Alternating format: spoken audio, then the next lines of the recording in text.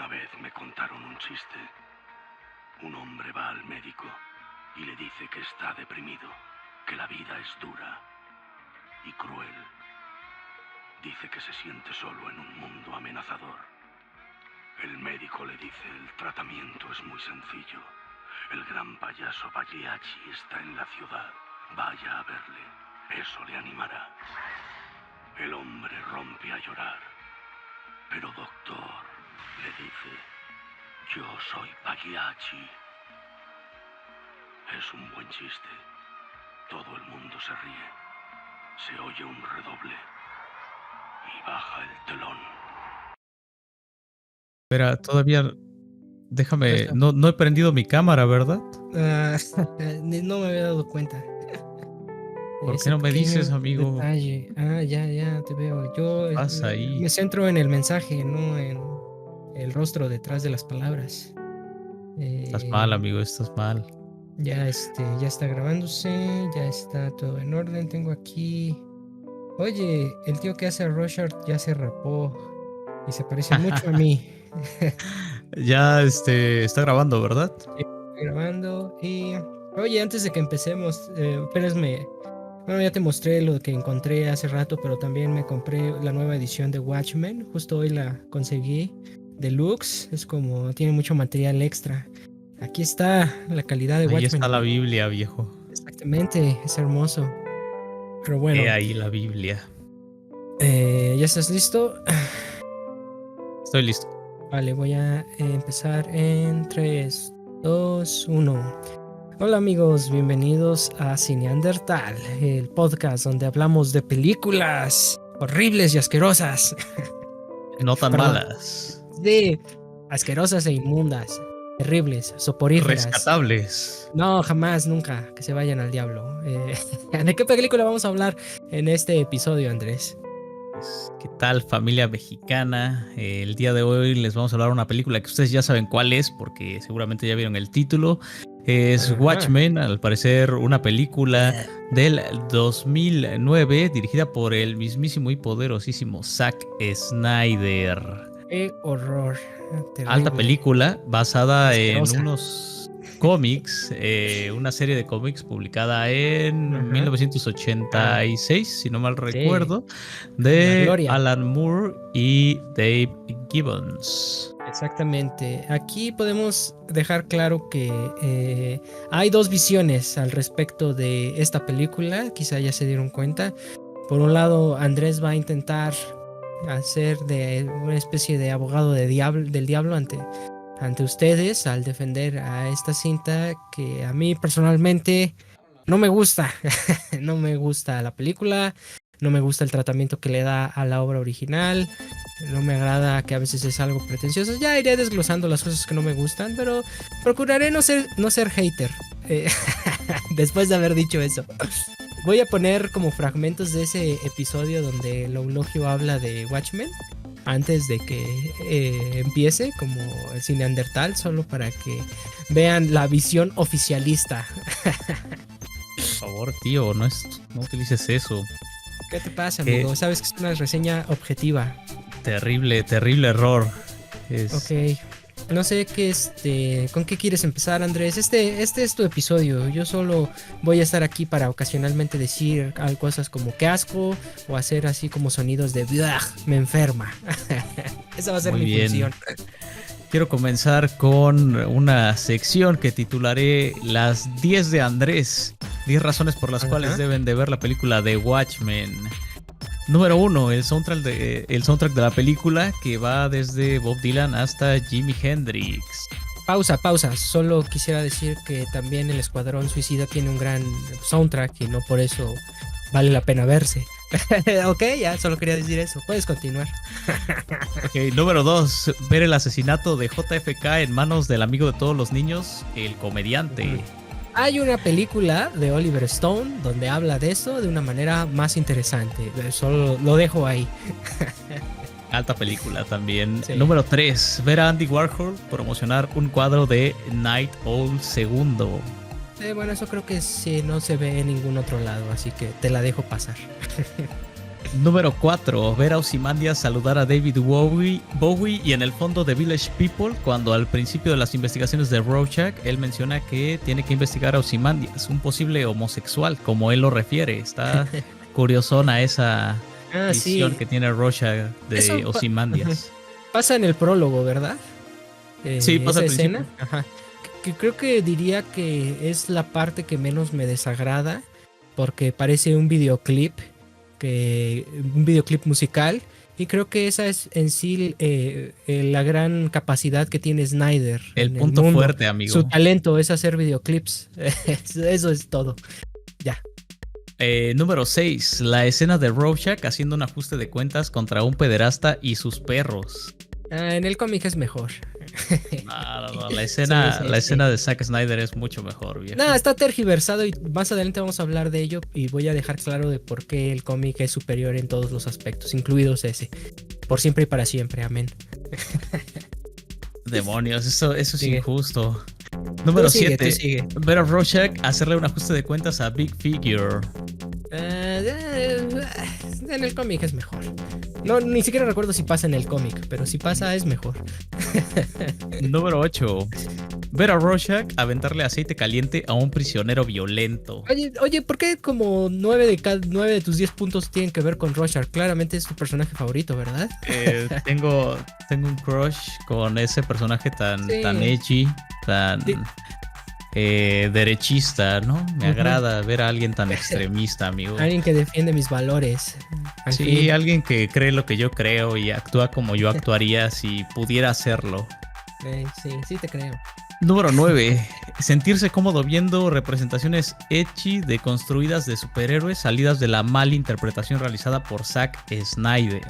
Sí, él hace de este placer culposo algo disfrutable, definitivamente. Estoy de acuerdo, es una mala interpretación de la obra de Alan Moore. Hasta ahí estoy de acuerdo, nada más. No lo gozo. Eso es triste, amigo. Vale, ¿qué más Número sigue? 10, deberías ir con un comediante. 10. Ver al comediante realizar el máximo esfuerzo como granadero del primer mundo para sofocar una manifestación ciudadana violenta. Qué buena escena.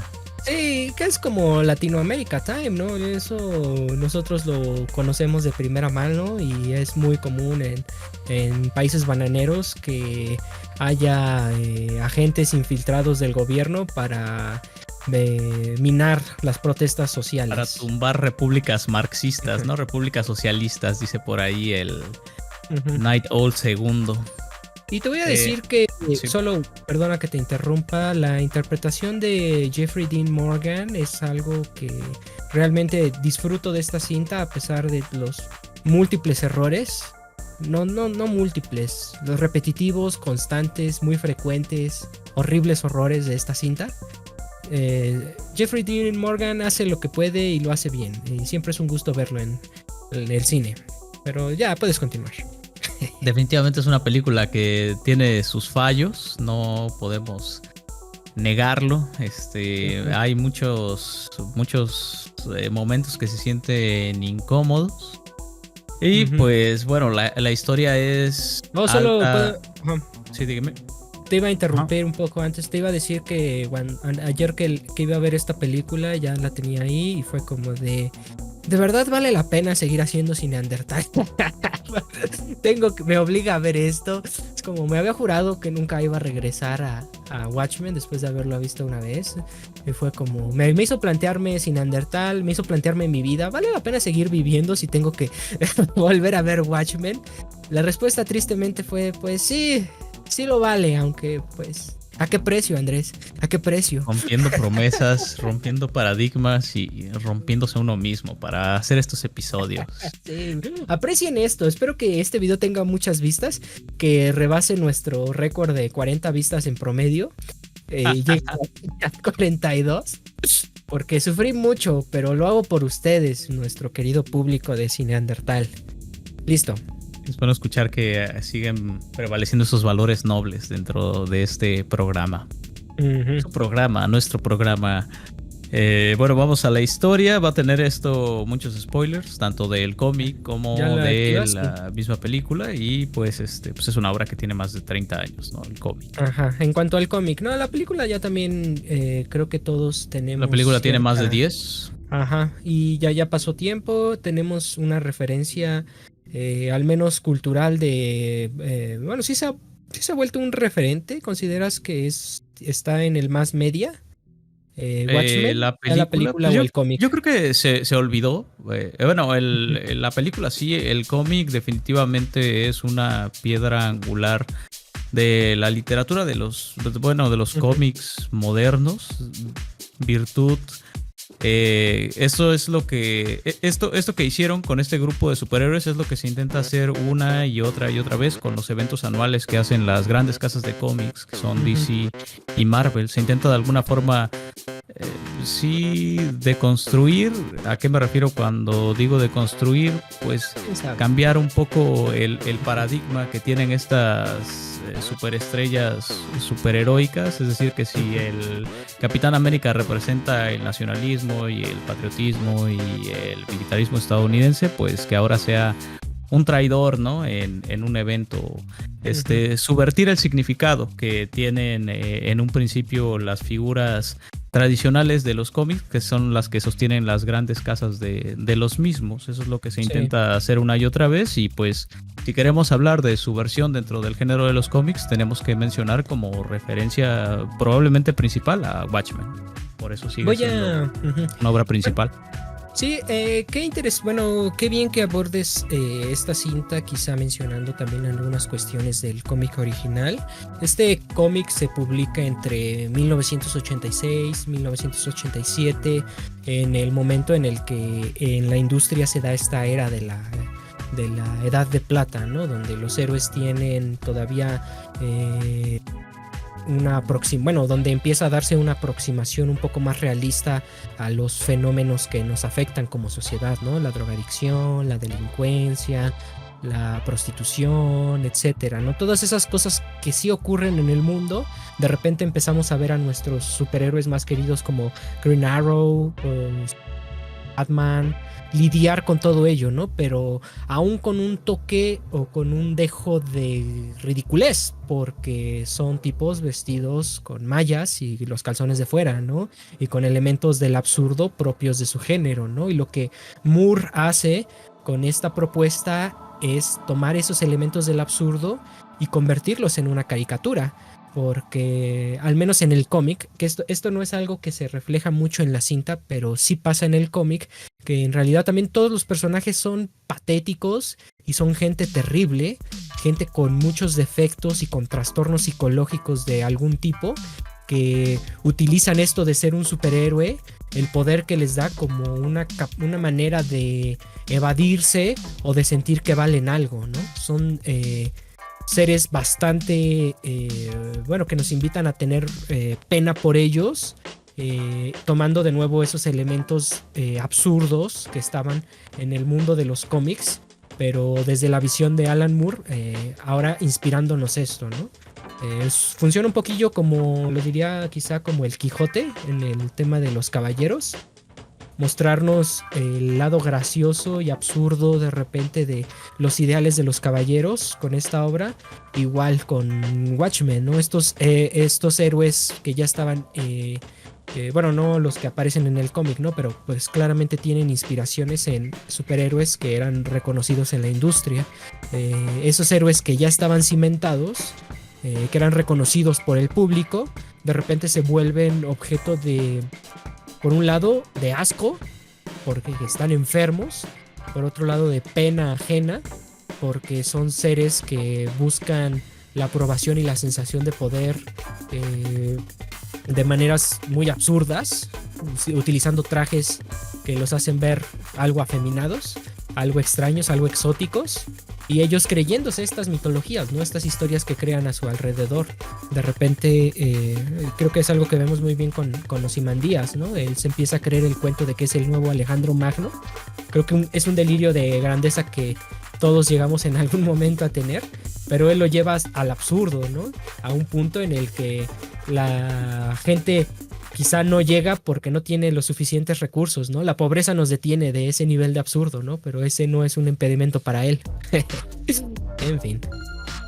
Creo que cuando hacía referencia a que Watchmen es un hito dentro del mundo de los cómics, yo creo que hay una subversión de la tragedia dentro del género. Muchas veces lo que vemos con los superhéroes anteriores es que tienen un pasado trágico y eso hace que se decanten por seguir este camino del superhéroe, que es defender a la víctima y en parte castigar al agresor o a quien comete una falta. Ajá. Es una fantasía muy común de las personas que en algún momento llegan a ser víctimas de algún tipo de injusticia, ¿no? Llegan a fantasear con el hecho de vengarse de quien los lastimó, de quien les puso la trampa.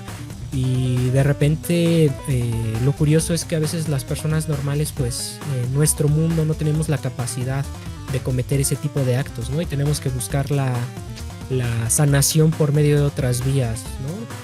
Quizá ayudando a otros que padecieron la misma situación o buscando refugio en la religión, adoptando estas filosofías de poner la otra mejilla, ser estoicos, etcétera, ¿no? La realidad rara vez nos ofrece la oportunidad de vengarnos y por eso estas fantasías a veces son reconfortantes, ¿no? Porque nos hacen creer que si nosotros estuviéramos en su lugar, haríamos lo mismo y llegamos a identificarnos, ¿no? Y es algo que nos gustaría, un poder que nos gustaría tener. Sí, difícilmente dentro de la realidad tenemos esta oportunidad de elegir el camino de la violencia y de alguna forma los cómics vienen a llenar ese vacío que nos deja el hecho de que tengamos que introyectar tanta violencia de manera regular.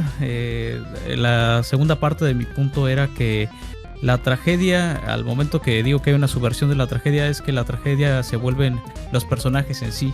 O sea, el hecho de que estos personajes existan dentro del mundo de Watchmen es lo que los hace una pues tragicomedia digna de lástima, como mencionas. Y creo que la idea final a la que hace referencia Alan Moore, en parte cuando escribe estos personajes, es que muy probablemente si existieran los superhéroes en nuestro mundo, pues serían un asco, sería patético verlos, sería muy desagradable también lo que hacen, por qué lo hacen, y por tal motivo es mejor vivir en una realidad donde esos personajes superheroicos no existen.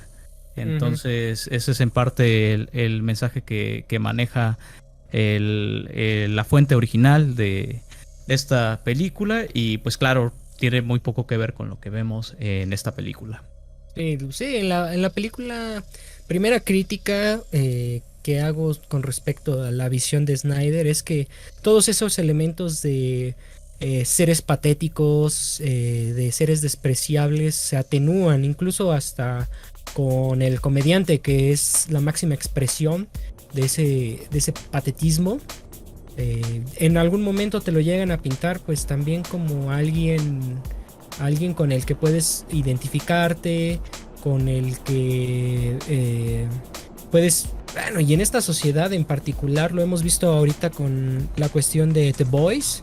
De repente la gente empieza a decir que se identifican con el Homelander y es como, creo que también en su momento seguramente surgieron los... Es otra versión de Watchmen, ¿no? Sí, se parece en ese aspecto también, lo lleva a otro punto en el que de nuevo estos superhéroes, si existieran, pues serían unos pervertidos sexuales embriagados en su poder de saberse intocables por las autoridades. Serían unos tiranos como tal. Exactamente. Y te digo, también a veces siento que este comediante se nos muestra como un ejemplo a seguir, y no dudo que hubieran surgido incels deseosos de compararse con The Comedian o con Rorschach, o sea, un homófobo de derechas, fascista, misógino, o sea, un tipo que no dudaría en cargarse a la ciudad si pudiera, si tuviera la capacidad de matar todo lo que él considera pervertido y negro y oscuro, lo haría sin pestañear, ¿no? Y él se vuelve bueno, creo que es tu caso, ¿no? Se vuelve un ejemplo. Creo que Rorschach es el personaje que más sufre esta transformación que tú mencionas, porque claro que algo que menciona Alan Moore es que se basó para realizar este personaje en un personaje anterior que era el antecedente de The Question. Pero este personaje como que trabajaba bajo la ideología de Ayn Rand, esa tipa que escribió el Atlas, algo así. Y el Atlas, sí, pero es más conocida por esta novela de... Sí, es la del manantial, la del rico, bueno, la del que lo logra todo él por su cuenta, ¿no? Sí, el arquitecto que lo logra todo, sí, que pues es frenado por la masa. Ideología bien individualista, bien capitalista, neoliberalista, en contra del humanitarismo, en contra del bien colectivo, en contra del socialismo, y pues al final es una ideología bien tonta porque ella misma recibía dinero de ayuda del Estado, entonces era una tontería lo que predicaba porque decía que ella así iba a recuperarlo de sus impuestos recibiendo la ayuda del Estado, ¿no? Una completa mamada, ¿no? Y también, eso es lo que trata de hacer un poco Alan Moore, ¿no? Burlarse de esa ideología con este personaje que es un fascista pero de derecha. ¿No? Y un fascista que es como admirado y un fascista que es... te digo, si haces un análisis muy superficial del personaje, si llegas a de repente a decir, ay, sí, yo soy como Rorschach, yo persigo la verdad y vivo en un mundo de gente horrible, ¿no? Pero ahorita que dijiste que sacaste a tema esta cuestión de Ayn Rand, recordé que... el tema de Elon Musk, ¿no? También él es una persona muy influida por la obra de Ayn Rand. Y pues el tipo ha recibido como fideicomisos del gobierno desde hace varias décadas. Y siempre está como el mito de, seguro se construyó solo. Trabajando para los militares. Exactamente. Y también el mito de, es que él es un genio, una mente que creó su fortuna de la nada, era un tipo pobre. Sí, o sea, es sabido que toda la gente pobre tiene familiares con minas de diamantes, ¿no? En Sudáfrica. Y ya revisaron la historia de su papá, que tenía como un apartheid en África o algo así. También, ¿no? Formaba parte de esa ideología política. Sí, y de nuevo es como de el mito del hombre que se construye a sí mismo y que es un genio y es frenado por el Estado. O sea, no hay ninguna figura real que encaje dentro de esa mitología, pero de repente se vuelve un ideal, ¿no? Y ves a jóvenes que venderían a su madre con tal de obtener así una suma de dinero lo suficientemente grande para poder empezar sus emprendimientos, ¿no? Es como, la realidad absurda en la que vivimos. Pero no venimos a quejarnos de los neoliberales egoístas. Sigamos con... Venimos a hablar de una película. Aquí venimos a hablar de arte. Bueno, creo que algo de lo que me impresiona mucho de este personaje de Rorschach es lo que intenta hacer Alan Moore, que un poco Rorschach es la representación de esa ideología que tiene Batman, pero sin el dinero que tiene Batman, y un poco el look que tiene Batman y todos los gadgets lo representa Night Owl, pero él solo tiene la facha, ¿no? Y lo que él es en verdad, pues es un tipo común, normal, mediocre, que es superhéroe nada más porque eso hace que se le pare la verga o algo así.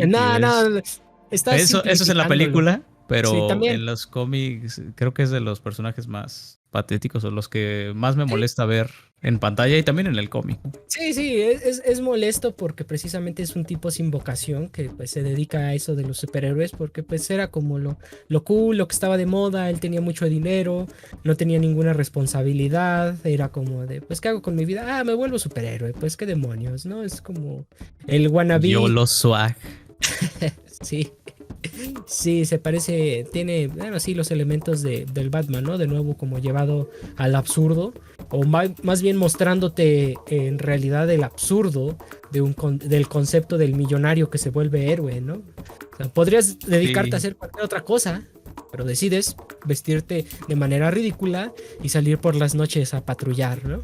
Y esa es la ideología de Batman en el sentido de Zizek, ¿no? Que nos cae muy bien y nos han vendido bien esa idea de que ser un millonario que se dedica a impartir la justicia sin ton ni son, o sea, criterio personal por su objetivismo subjetivo, pues es algo bueno y aceptable, ¿no? Y que lo vemos como algo que es pues beneficioso, que podría llevarse a cabo dentro de la realidad.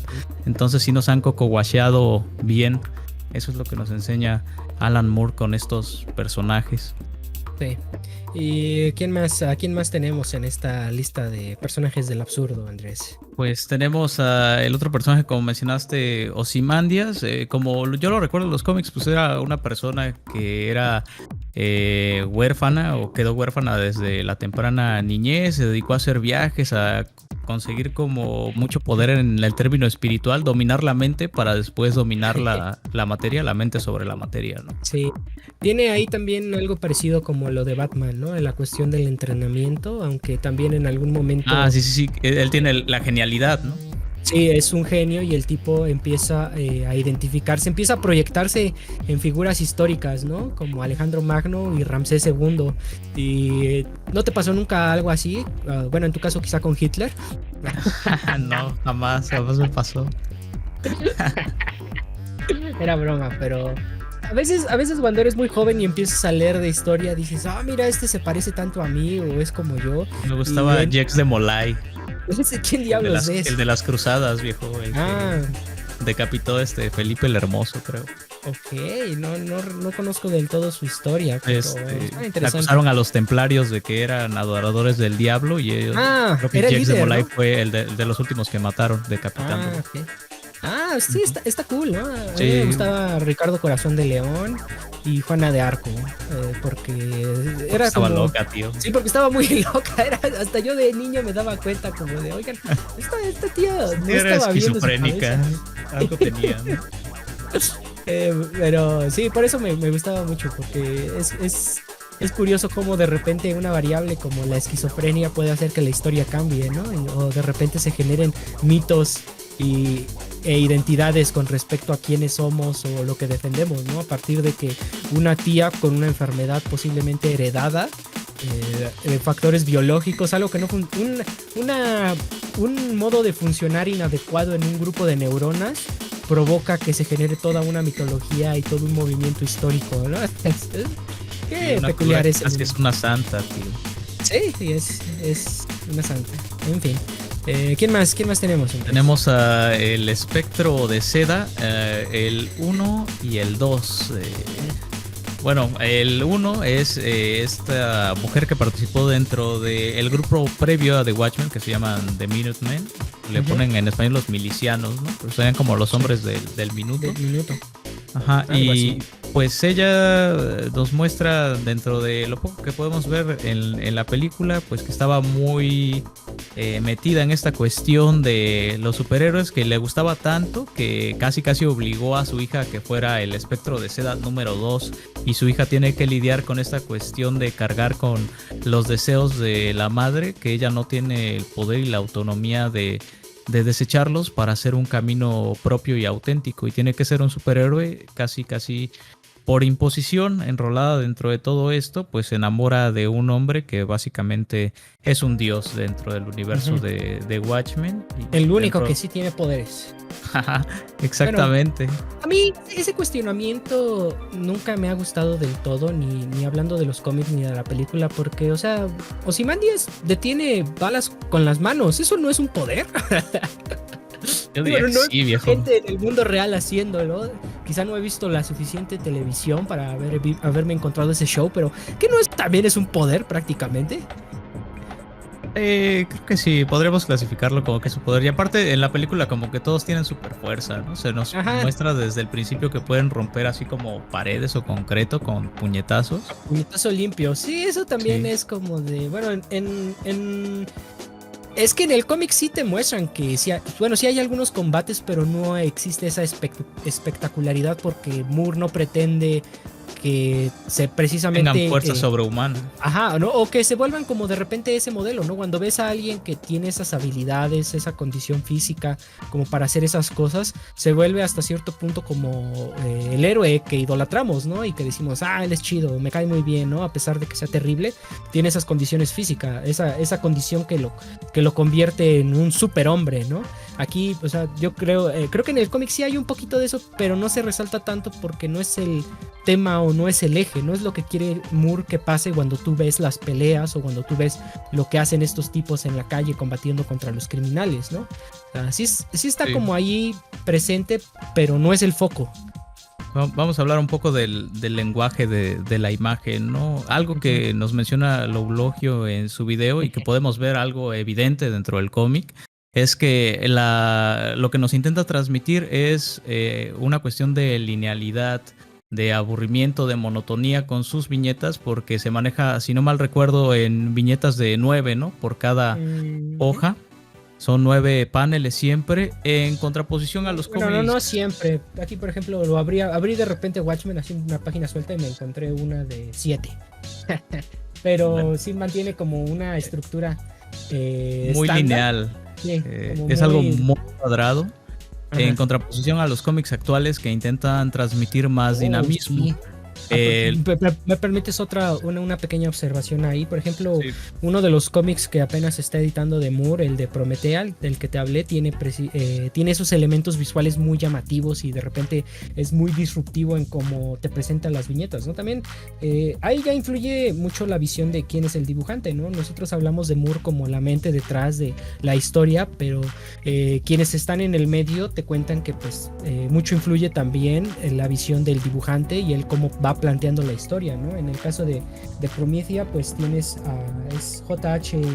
Williams III, que es un tío uno observando su arte se percata de que es bastante vanguardista y le gusta meter muchas cosas y su dibujo, por ejemplo, este cómic de Sandman Overture, que es como uno de los más psicodélicos que tiene esta historia, es dibujado por J.H. Williams, ¿no? Y sí, es muy lisérgico y muy explosivo, ¿no? Muy diferente a lo que cuenta, lo que estás contando ahorita de Watchmen, que sigue una estructura un poco más lineal y en algunos aspectos hasta matemática, por la constante referencia al número 12. Representar el reloj también, ¿no? Bueno, que existe como un principio y un final y todo está relacionado con el Doomsday Clock. Y yo creo que esto te ayuda mucho a que entiendas que los personajes de Watchmen están esbozados desde una perspectiva seria. Es un mundo más acorde con la realidad que nosotros vivimos, aunque sean una tragedia y aunque sean también cómicos por su exageración en cuanto a ideologías. Pero por fuera lo que nos intenta de transmitir el lenguaje visual del cómic es que es algo muy serio, tiene un tono un poco aburrido y esto genera una disonancia muy grande al momento de que hablamos de la dirección de Zack Snyder, porque Zack Snyder es una persona que le gusta hacer las cosas, todo tiene que ser bombástico, ¿no? Todo tiene que ser, todo épico, se tiene que ver genial, tienen que ser golpes de dioses, peleas de dioses, ¿no? Y estamos entonces, de acuerdo que eso no puede va muy funcionar, bien uno y lo otro. Pero puede funcionar, por ejemplo, en 300, que es como una épica histórica. Sí, a eso es a lo que iba, ¿no? En otras películas, por ejemplo, Sin City, que están copiadas casi panel por panel del cómic, pues queda muy bien el lenguaje de la novela gráfica o el cómic y el lenguaje que se ve dentro de la película, ¿no? Porque tratan de transmitir acción, violencia, golpes, sordidez de un fuego, mundo, ¿no? Violento, violencia como tal, como Latinoamérica. Sí, y eso es algo que pues tampoco queda bien dentro de la película de Watchmen, porque es la interpretación que hace Zack Snyder de un cómic que pues no es así, ¿no? Como es la mente que él tiene al momento de plasmar sus ideas como director. Sí, en ese aspecto yo diría que atenúa todo. No sé si has visto que en psicología están estos enfoques contextualistas que intentan explicar la psique del individuo, su modo de procesar la información a través del análisis de su entorno, ¿no? Y entonces te dicen como para entender al individuo, analiza el entorno social o el entorno familiar, ¿no? Y lo que ocurre en el mundo de Watchmen es bastante interesante porque nos situamos en 1985, está un conflicto de Guerra Fría, está un gobierno en Norteamérica que es corrupto. Richard Nixon es elegido para su segundo mandato, ¿no? Bueno, sabemos que en la vida real pues al tipo lo echaron por la cuestión del espionaje, ¿no? Y sabían que era un tipo bastante detestable como político y como ser humano, ¿no? Ese es el entorno en el que estos personajes se crían y son utilizados porque en un principio cumplen una función. En algún momento son piezas en una guerra en la guerra de Vietnam, en otro momento sirven para apaciguar los estallidos sociales, se vuelven parte del Estado como una herramienta, y cuando al Estado le dejan de ser útiles, los desecha y prohíbe la existencia de los héroes, ¿no? Pero ese es el mundo en el que ellos se desarrollan y el mundo en el que cumplen un rol. Nosotros nos adentramos en esta historia cuando ellos ya están en ese punto en el que ya no tienen, ya no cumplen un rol, ya no cubren ninguna necesidad. A la fuerza. Exactamente, retirados a la fuerza porque para el Estado dejaron de ser útiles, dejaron de ser necesarios, ¿no? Ahorita las preocupaciones del Estado se centran en otros aspectos, ¿no? Quizá más puestos en la perspectiva internacional con respecto al conflicto bélico que se cierne con Rusia. Y ahí pues solo Manhattan es quien mantiene cierto balance o cierto equilibrio, pero a él ya no le interesa eso, por la misma naturaleza de su condición. Por su condición de Dios. Ajá. En fin. Solo quería señalar esa cuestión. Bueno, la historia que a mí me tocó ver, porque hay distintos cortes de esta película, el que yo vi es Ultimate Code. Es un maldito orate, ¿no? 3 horas y media. 3 horas y media. Está dividida básicamente en 3 partes para que nosotros comprendamos qué es lo que sucede. Como mencionaba, la primera parte es The Minutemen, y pues se nos menciona que ellos se generaron como una respuesta policíaca o parapolicíaca a unas bandas de criminales que empezaron a utilizar disfraces, al parecer dentro de Nueva York. Yo entiendo que toda esta historia se genera dentro de Nueva York. Y esa primera ola de superhéroes fue en donde están nuestros antecedentes más importantes de los Watchmen, que son Espectro de Seda y el comediante, que le toca vivir las 2 épocas, la época de los Minutemen y la época de Watchmen. Y dentro de esta transición, como bien menciona, sucede el conflicto de la guerra de Vietnam entre lo que pasamos en los Minutemen a Watchmen, y los Watchmen que van al conflicto de la guerra de Vietnam para calmar todo, porque al parecer las tropas estadounidenses estaban perdiendo en ese mundo ficticio. Pues son el comediante y el Doctor Manhattan, que al final el Doctor Manhattan es el que hace que se gane este conflicto por parte de los estadounidenses, ¿no? Cosa que en la realidad no pasó, y Estados Unidos perdió esa guerra acorde con lo que nos dice la historia. Lo que vemos que sucedió en este mundo de Watchmen es que una vez que se gana la guerra de Vietnam, regresan esos 2 Watchmen a Estados Unidos, y ahí empiezan a trabajar un poco como los Watchmen regulares, hasta que se dan cuenta que esa idea de los superhéroes no funciona muy bien, y dicen vamos a retirarlos a todos estos nuevos que son Night Owl, que pues comentamos que es como Bruce Wayne pero un tontonazo, Rorschach, que es la versión violenta de los superhéroes, o la versión violenta de Batman, y aparte es pobre. La número 2, Espectro de Seda, el Doctor Manhattan, que está trabajando con Ozymandias para generar un proyecto de energía renovable y al parecer infinita, y el comediante pues que se va a quedar haciendo trabajos para el gobierno, porque pues a Nixon le encantan esos agentes, ¿no? Matar a Kennedy. Exactamente, y pues al final los Watchmen son desintegrados, y quienes siguen trabajando solamente Ozymandias y Manhattan en el ojo público.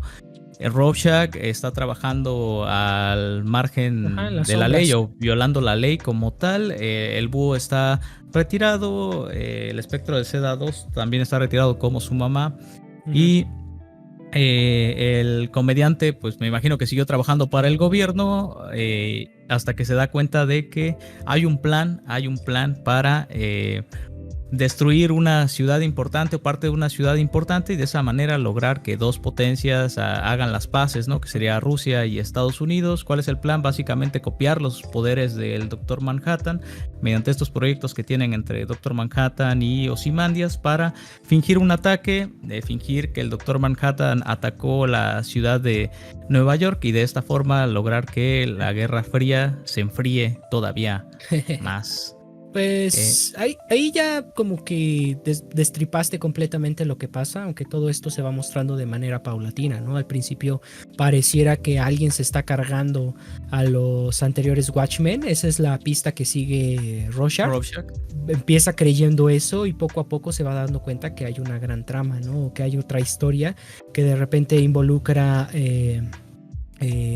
involucra a Ozymandias y su plan, ¿no? Ese es como la última gran revelación, precisamente el plan de Ozymandias, que no sé si te pasó a ti que cuando viste esta película desde el principio supiste que el malo era era este Ozymandias.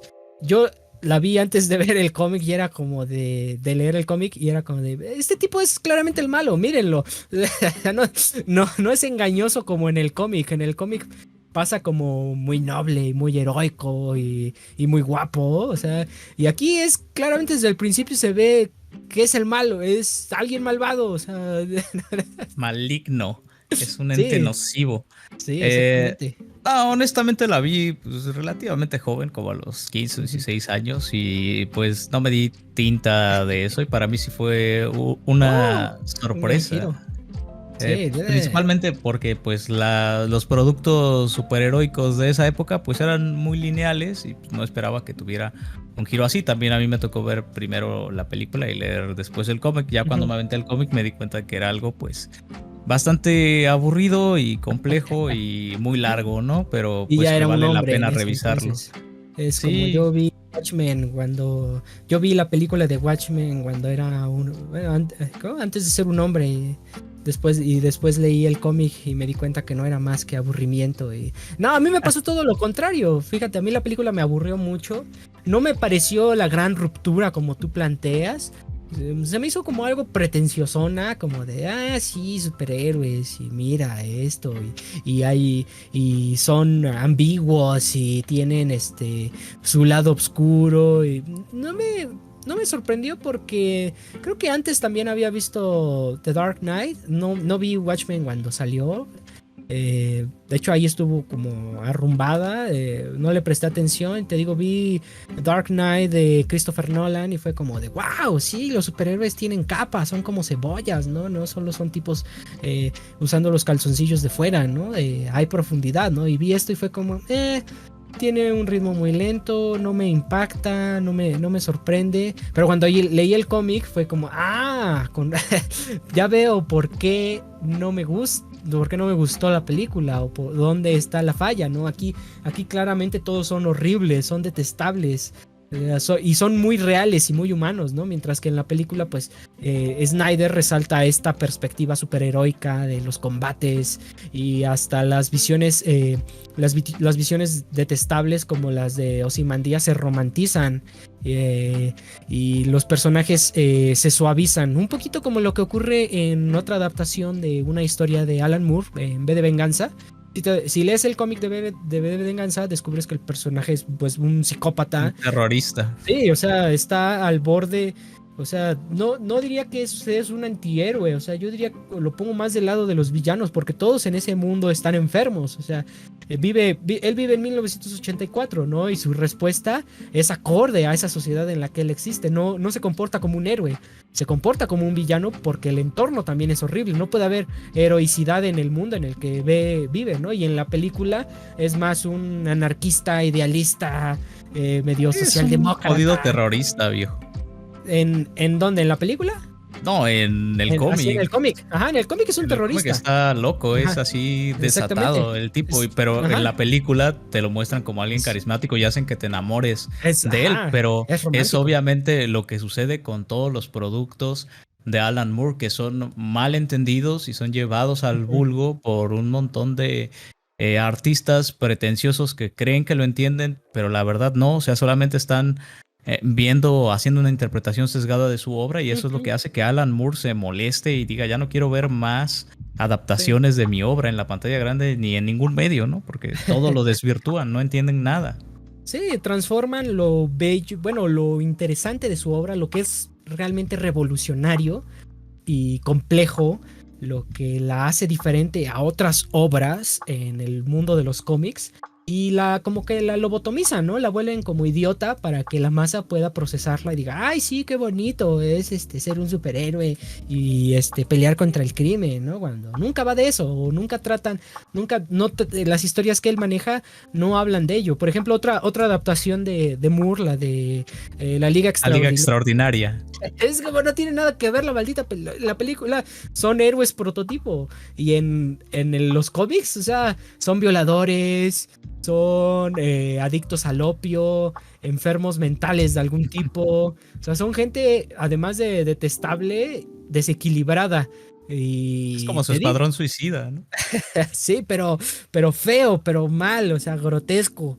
Pero también Mala con mucho onda. humor, mucho sentido del humor. O sea, por ejemplo, en la Liga Extraordinaria sí tiene como de repente estas críticas a la sociedad puritana, y que es muy divertido, es simpático de leerse, ¿no? Y en la película, pues claramente no vas a ver nada de eso, porque aquí queremos ver explosiones y queremos ver peleas épicas, y lo banaliza. La industria del cine banaliza las historias de Alan Moore, y eso es la razón de que se inquiete y ahora ya haga cosas muy extrañas. Hay un cómic de él donde mete cosas sobre relaciones como por ejemplo medio Lolita, que es muy Sí. inquietante. ¿Cómo se llama este cómic? Se me olvidó, la edad de la pureza. No recuerdo muy bien. Apenas lo estaba... El dibujo es muy, muy malo, o sea, pero la historia es muy inquietante y muy divertida. Tiene otro, por ejemplo, el que te había hablado, el de Prometea, que es netamente pues un viaje de iniciación con un montón de elementos de la alquimia, de la De la magia, todo magia es del simbólico. caos. Exactamente. Todo simboliza algún concepto de la alta magia y de Aleister Crowley. Y me imagino que si se hiciera algo como eso, si se llevara al cine Prometea, la convertirían en algo como Doctor Strange, que en teoría pues también tiene esos elementos, pero pues es una película de acción y una película de entretenimiento, ¿no? O sea, todos esos elementos simbólicos con sus cargas profundas quedarían fuera, ¿no? Sí, es una película familiar, pero precisamente aquí retomo el punto que tú mencionaste, ¿no? Alan Moore ya es un producto de que violen su obra de manera constante, o Ya sea, se hizo un meme, o sea, ya salió en Los Simpson parodiado eso. sí, pero, o sea, imagínate qué fuerte el hecho de que Alan Moore, para todas las personas que sabemos un poco o que saben mucho de los cómics, decimos y reconocemos que Alan Moore es un genio dentro de los cómics, que nos ha dado obras que son un hito, ¿no? The Killing Joke, La Cosa del Pantano, el Sí. mismísimo Watchmen, From Hell, la Liga de las Personas Extraordinarias, V de Venganza. Todo eso ha sido revolucionario, fue revolucionario en su momento, artísticamente conmovedor e inquietante, y todo eso la cultura popular lo ha tomado, lo ha reinterpretado y lo ha destrozado, lo ha popularizado, lo ha malentendido.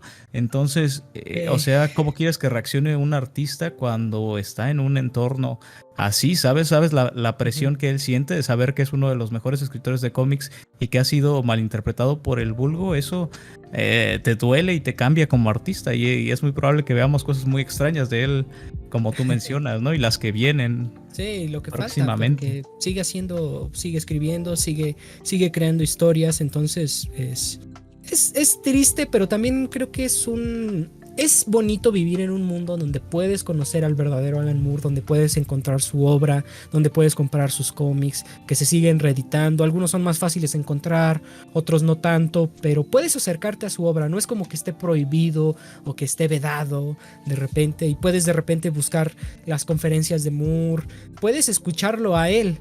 Y también reconocería al menos que estas películas tienen la ventaja, bueno, ofrecen el beneficio de que también son la primera aproximación para muchas personas al trabajo de Moore, a sus cómics, a sus novelas. Y a veces, pues, sin ese material no sabríamos nada de él, se mantendría como en un perfil quizá muy bajo.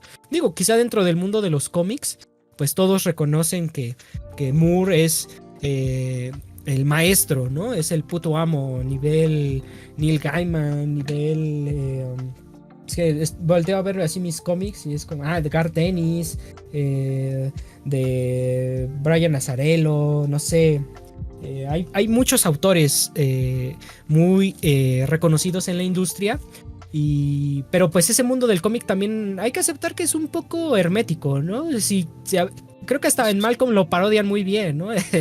El cómo algunos consumidores del formato cómic funcionan como un grupo muy cerrado, y cuando alguien se acerca en buen plan solo para que le recomienden un cómic para su hijo, se burlan de él y lo menosprecian.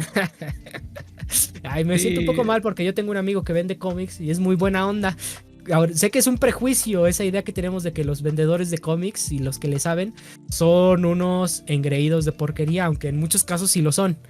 Es que son algo sectarios, ¿no? Sucede un poco como con la buena literatura, pero creo que se parecen más a los fans del metal, como que saben Sí, mucho de metal. son el ejemplo de lo malo siempre. Ya no quieren hablar con personas normales de música, y como que están muy en su onda de qué es true y qué es un poser.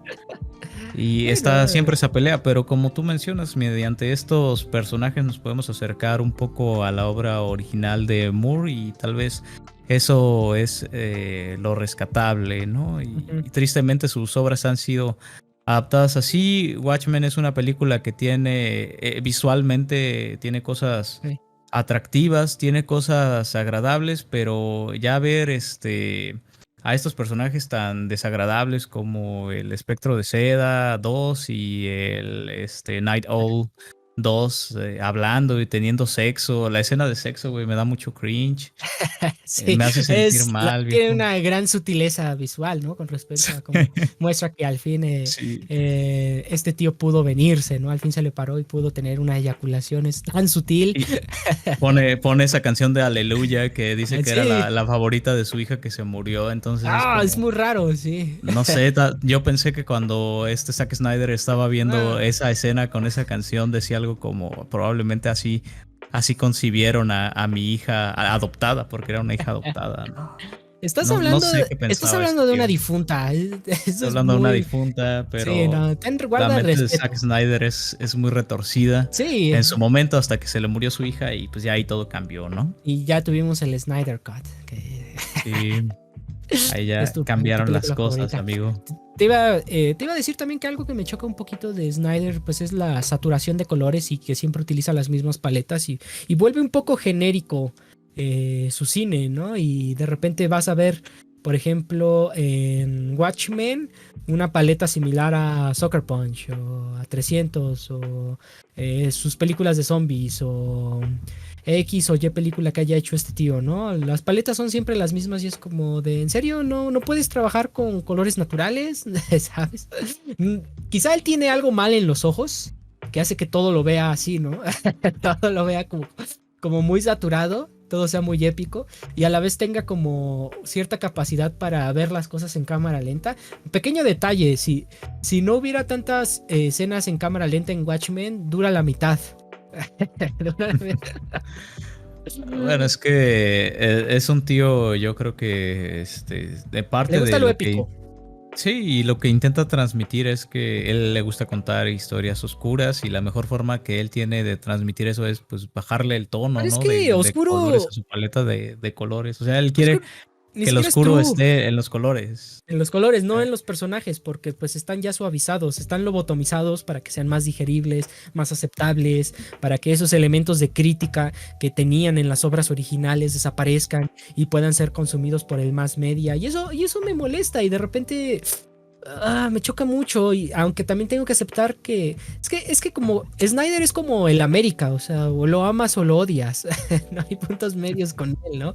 Como que sus fans son así muy intensos, y sus haters también son así de igual de intensos, ¿no? Como que no hay un sano punto medio donde se pueda reconocer que algunas cosas sí las hace bien. Te digo, para mí Snyder visualmente es muy atractivo, ¿no? Pero cuando él tiene que desarrollar historias o cuando mete mano en los guiones, es como de, no vayas tanto por ahí. Para mí, por ejemplo, Sucker Punch, que me parece es una historia de él o en la que él influyó mucho, pues es la perfecta esencia de Snyder como guionista. porque es una mierda. Es lo que él quiere transmitir como artista.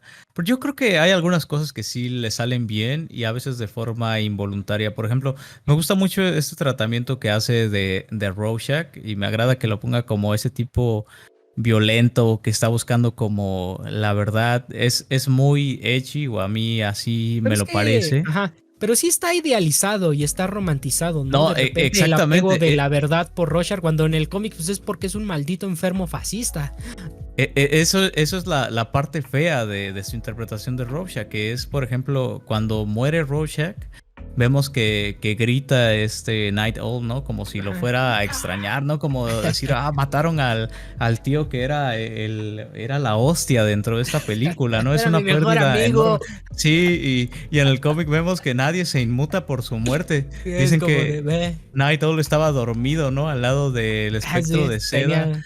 Ajá, venía de tener entonces sexo, entonces no le interesaba nada. Es como, sí, estaban ahí creo que en ese lugar de Adrian, ujú. de Ozymandias, y como que nada más es una cuestión es una pelea que está entre Manhattan y O- Rorschach, pero lo que intenta expresar Moore con toda esta muerte es que Rorschach era un personaje que estuvo constantemente expuesto al sufrimiento y sufría mucho psicológicamente y lo que él ya no quería era seguir viviendo. Entonces está diciendo, ¿sabes qué? Yo ya estoy cansado de mi existencia, por favor, mátame ahora y déjame morir dignamente para que ya no siga sufriendo. Eso es lo que está ujú. tratando de decir Moore, creo, ¿no? Eso es lo que dicen como guionistas, que ya no Ujú. veían salida para el personaje, ¿no? Es un personaje que está buscando la muerte como tal y no era alguien Pues, que iba a morir ajá. por decir la verdad, ¿no? Pero yo diría que también busca, o sea, más que la verdad, el tío busca la destrucción de todo, ¿no? Porque ese es el objetivo de enviar el diario al final, ¿no? Lo que funciona como el cierre del cómic y de la película, pues es ver el diario de Rorschach en este periódico y que está como así a punto de ser registrado y leído por un periodista, ¿no? Y que va a publicar la historia, ¿no? Creo que Pero eso sí realmente sucede en el cómic de sí, sí Watchmen, pasa ¿no? también en el cómic. Pero te digo, en la película parece que está todo motivado por la necesidad de la verdad y la justicia de Rorschach. Está idealizado, ¿no? Y en el cómic es porque pues es un maldito tío que quiere ver destruido todo. Quiere ese mundo que odia, ese mundo que lo trató como mierda, quiere que arda, ¿no? Y ese es su motor.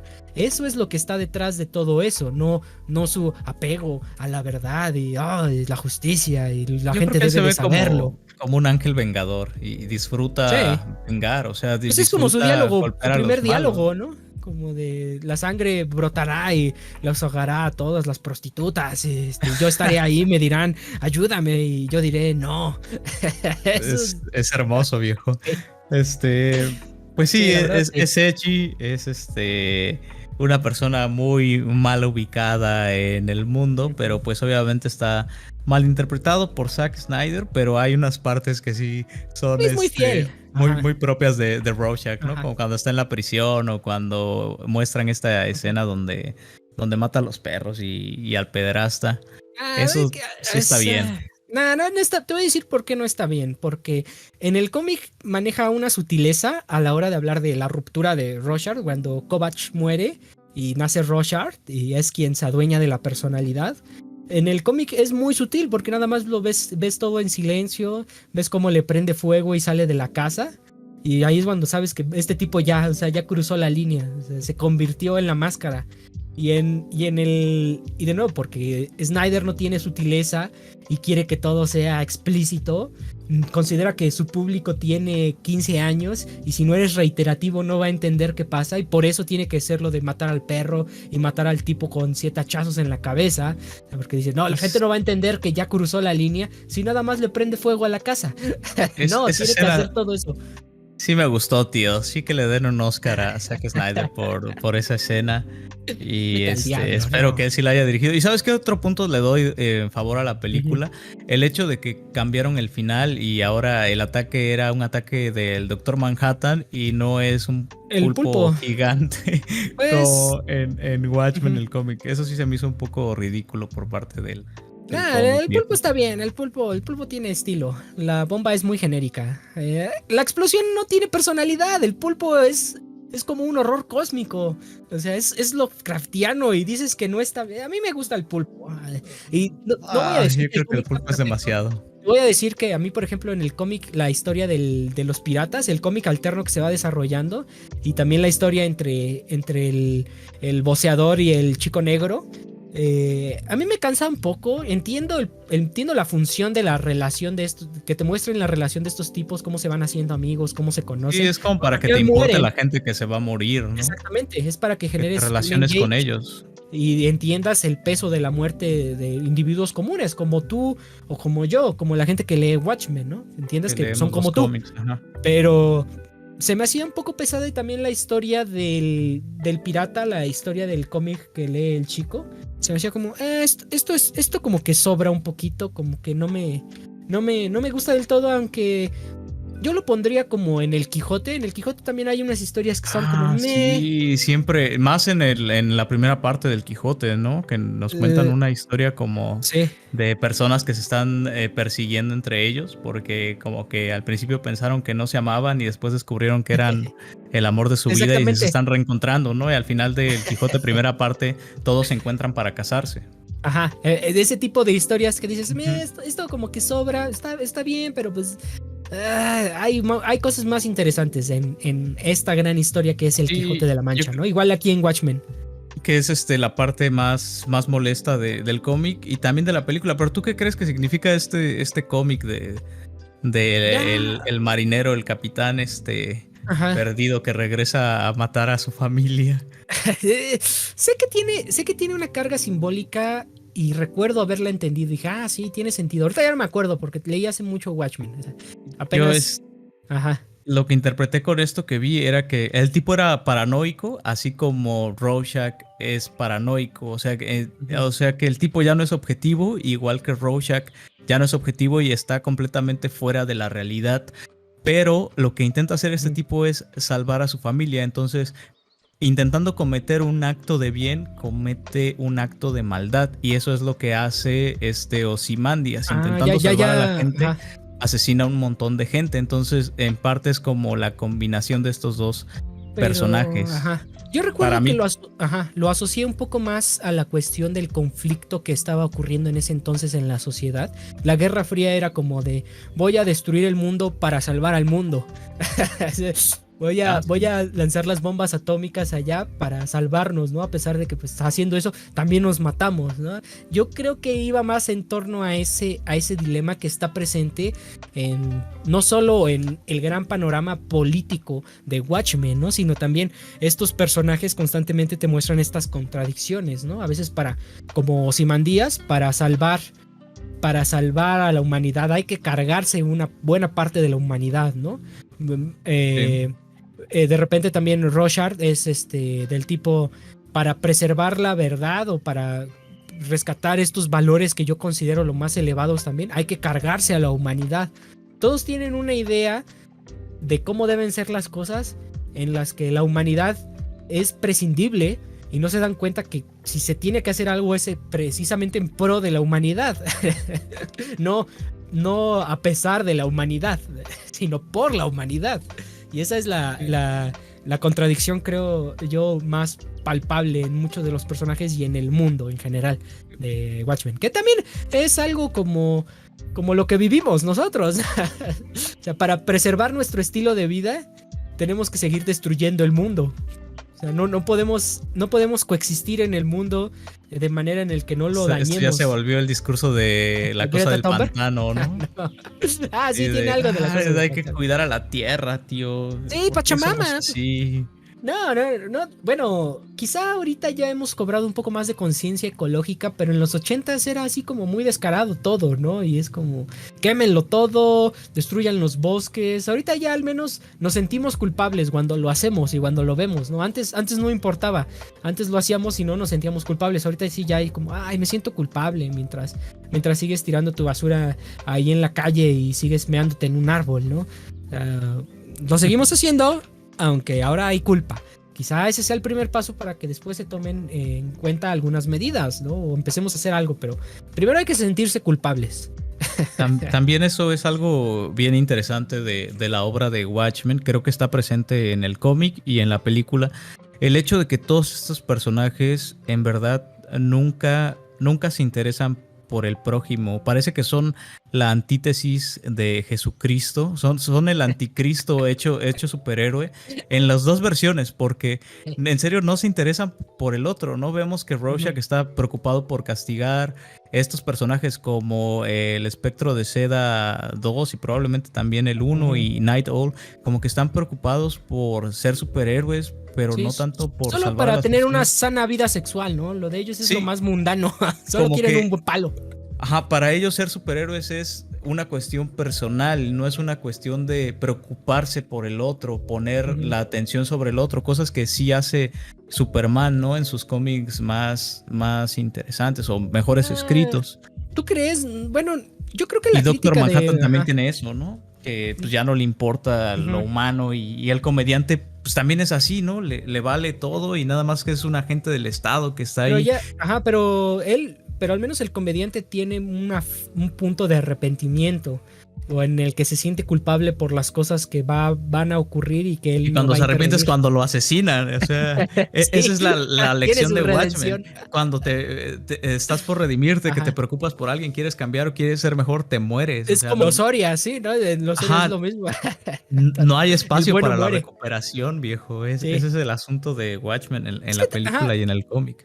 También así es la realidad, ¿no? De repente cuando quieres hacer las cosas bien, cuando quieres jugar legalmente, el sistema no está hecho para que tú puedas jugar con las reglas, no está hecho para que las rompas y solo así puede ser medianamente funcional en el mundo. Me escucho bien criminaloide. ¿Sabes qué me recordó a esto? Una historia de Rodrigo que tiene una canción que dice no tuvo tiempo de cambiar, que llega como a un punto donde está diciendo, ¿sabes qué? Creo que mi carrera ya no está tan chida, esto de que me vean como el rockero bromista ya no me gusta, voy a hacer otras cosas y se muere en el sismo. Y le cae un edificio encima. Sí, como que ya estaba planeando hacer un nuevo disco donde se iba a reivindicar y se iba a ver como un rockstar de verdad y le cayó encima todo el concreto de la Ciudad de México. No hay tiempo para la redención. La sociedad, sí. Sí. La sociedad lo rompió, viejo. Sí, eso y unas cuantas toneladas de cemento que le cayó en la cabezota. Sí. Pero no sé si tienes algo. Creo que ya ni siquiera seguimos como muy linealmente la historia porque tú lo resumiste. Y eso está bien, eso está bien. Yo sí quería hablar así como paso por paso. Venía así con mis notitas y ya se nos fue la hora hablando de lo mal que trata la industria del cine a Alan Moore. Si quieres menciona lo de tus notas y las series. Iba a decir que en realidad no son importantes, era solo como pequeños detalles. Así era como, puro relleno. Sí, era como de era todo crítica de Snyder, ¿no? Para corroborar que era una basura. Era como el chiste. ¿Has visto ese meme del dinosaurio que está en un stand-up no, es un pájaro, el pájaro que está en el stand-up y cuenta un chiste y no cae y le dicen como de ya cuenta otro chiste, ¿no? O habla de otra cosa y en su lista solo trae el mismo chiste. Sí, repetido una y otra vez. Sí, ya tú así como de oye, ya cuéntanos detalles de la historia de Watchmen y yo, ¿por qué Snyder apesta así en 15 títulos diferentes? O sea, el tratado, ¿no? El tratado de por qué Snyder apesta. Apesta y a la vez funciona, o sea, yo quería como mostrarme muy, muy hater al principio para hacer una como asimilación de lo positivo para encontrar un balance, pero también lo hicimos como a la mitad del podcast, entonces ya no tiene sentido eso. Esto iba a ser una batalla, pero creo que al final me retracté, viejo. No puedo defenderlo, sí, eso es lo que noté. Pero no puedo, viejo. Cuando estábamos hablando de cómo íbamos a hacer este podcast, yo te iba a decir, me voy a cagar, lo voy a odiar y tú, pero es que no es tan malo y lo hace, es buena película y mira mis stickers de Watchmen.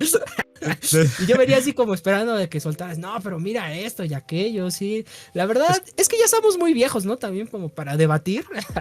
Sí, es que después de ver 2 horas de Watchmen ya mi espíritu decayó. Dije, ya esta película no está bien, o sea, también ¿por qué estoy viendo esto? ¿Por qué la vi 3 veces? No lo entiendo, viejo. Pero te odias a ti mismo. Es disfrutable hasta cierto punto y pues me hizo recordar cuando creía en la industria de cine de superhéroes y eso es algo, pega en la nostalgia, viejo. Pero pues lean el cómic, yo creo que esa es la lección de todo esto, ¿no? Acérquense a Alan Moore y consuman cosas de calidad. Igual diría, pues hagan el ejercicio crítico, ¿no? O comparen ambas obras. Creo que una cosa es nuestra interpretación y otra cosa es lo que nuestro público puede sacar de realizar ese ejercicio. O si ya lo han hecho, de repente el buscar otra perspectiva. Yo también quise hacer, quizá como rescatar lo positivo o ver el lado bueno. Aunque al final pues te das cuenta que no, que Snyder hace una muy mala lectura de este cómic y nos trata como imbéciles. Y quizás sí lo somos. Quizás la gente que va al cine a ver una adaptación de un cómic es estúpida. Sí, y lo digo porque yo lo he hecho. Y siempre termino decepcionado. Queremos ver madrazos y Zack Snyder lo hace y él sabía que si hacía, yo creo, bueno, aparte de que no puede hacer una adaptación normal de un cómic de una forma seria y lineal como es Watchmen, porque no es su estilo, yo creo que él sabía que si llevaba eso a la pantalla iba a ser pues una píldora para dormir para la mayoría del público, ¿no? Lo cual entendemos nosotros como consumidores de cómics, que no todo lo que vemos en los cómics se traduce de una forma fiel y divertida y cool en la pantalla grande. Funciona, ¿no? O incluso ahorita volviendo a otro tema con Snyder, mi mamá también se llama Marta. Eso es algo que pasa en los cómics y bueno, el tío que me habló de ello dice que en el cómic es como un momento muy emocional, muy intenso, ¿no? Y cuando lo ves en la pantalla... Bien hecho, pues no funciona. Ajá, exactamente. En el cómic, bueno, también hay que pensar que el cómic es una experiencia más íntima. Cuando tú lees un cómic, pues por lo general estás solo, no lo puedes leer con otra persona, a menos de que él tenga su propia copia, ¿no? Pero en general, pues el cómic está hecho para una experiencia individual.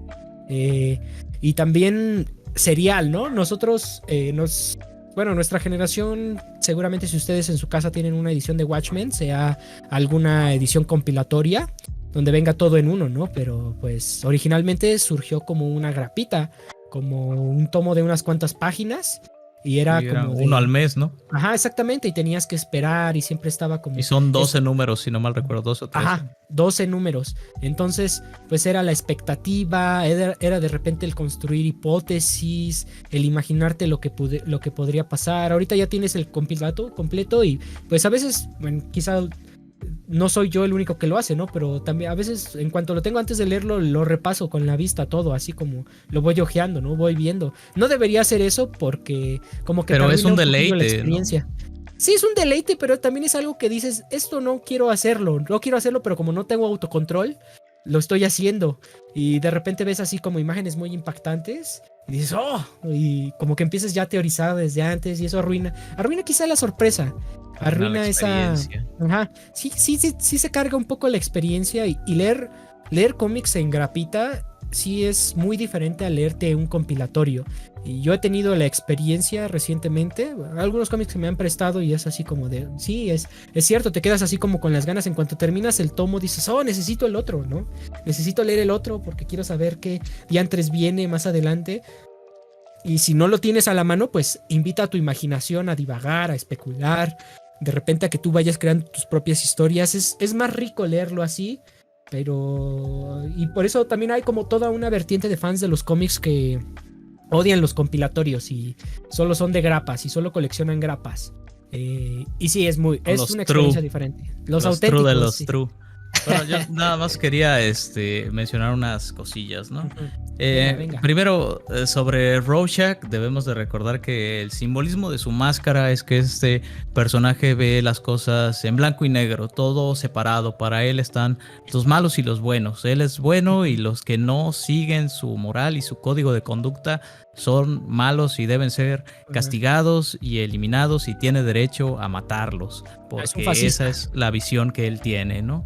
Entonces aquí la invitación es que yo sé que la versión que tiene Snyder de Rorschach está romantizada, se ve muy cool, pero no sean como él, busquen el punto medio, busquen lo gris, sí hay grises, hay cosas buenas, hay cosas malas, algo que comentabas tú referente a los cómics, claro que son una experiencia muy individual. Cuando estás leyendo un cómic, tú te lo montas y las cosas quedan muy épicas en tu cabeza muchas veces. Y cuando vemos en la pantalla, pues muchas cosas dan cringe, ¿no? Como esta escena donde le dice la niña que va a rescatar el búho y el espectro de seda, mami, el chico que es un búho es Jesucristo.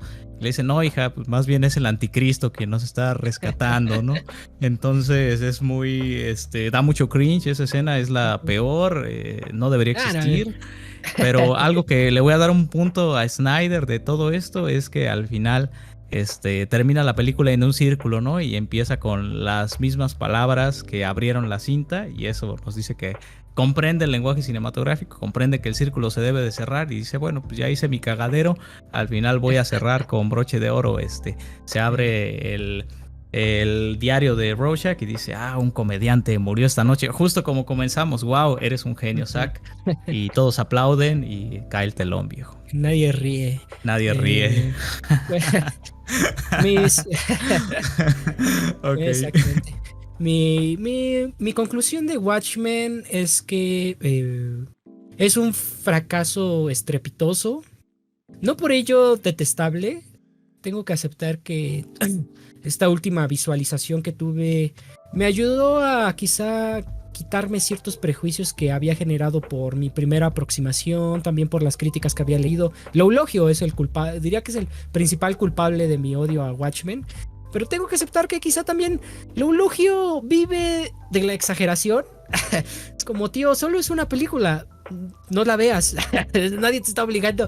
De repente, cuando consumes ese tipo de críticos que son tan emocionalmente inestables a la hora de dar sus opiniones, piensas que vives en una sociedad donde te obligan a ver las películas y te apuntan con un arma, y que de repente... Para que reacciones visceralmente a todo. Exactamente. Son muy intensos y son muy emocionales, y si una película no te gusta, pues no la veas, y estás en tu derecho de repente, si los primeros 20 minutos, la primera media hora no te engancha, pues déjala, ve otra cosa. Vivimos en un mundo donde tenemos plataformas donde puedes cambiar de contenido como tú quieras, a veces siento que quieren hacernos creer que aún vivimos en esa época donde solo teníamos 3 canales y teníamos la misma programación y era de a huevo ver lo mismo siempre, lo que la televisora quería que vieras, cuando ahorita ya tenemos una gran opción, ¿no? Y si a ti no te gusta Watchmen, no la veas, y está bueno saber que no te gustó, pero en serio, ¿hacía falta que casi te llevaras a un paro cardíaco? te indujeras a tener una embolia, en vivo, parálisis facial. Exactamente. Generarte ese daño a ti mismo, ¿vale la pena?